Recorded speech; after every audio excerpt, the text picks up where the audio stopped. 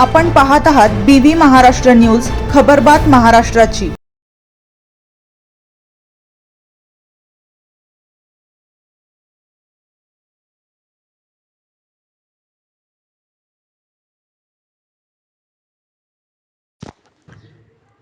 नांदगाव तालुक्यात अवकाळी पावसाचा तडाखा, शेतकरी आर्थिक संकटात सापडला। नांदगाव तालुक्यातील मनमाड परिसर तसेच पंचक्रोशीतील अनेक गावांना अवकाळी पाऊस आणि गारपिटीचा मोठा फटका बसलाय। पानेवाडी, धोटाणे, नांदगाव शहर, जामदरी परिसर, तांडा आदी भागांमध्ये काही ठिकाणी कमी तर काही ठिकाणी मोठ्या प्रमाणावर गारपीट झाली आहे।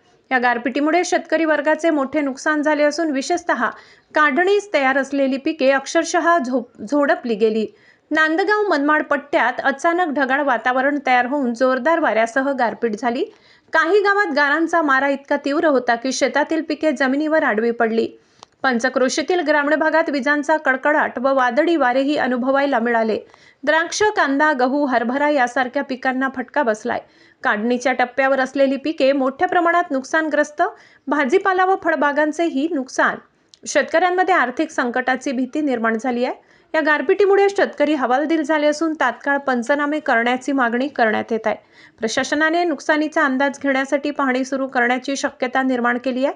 पंचनामा करून नुकसान भरपाईची देण्याची मागणी जोर धरत आहे। नांदगाव तालुका मनमाड परिसरात झालेली गारपीट ही अवकाळी हवामान बदलाचे उदाहरण मानली जात असून यामुळे बळीराजावर पुन्हा एकदा संकट कोसळले आहे। BV न्यूज महाराष्ट्रासाठी विभागीय संपादक मारुती जगधने।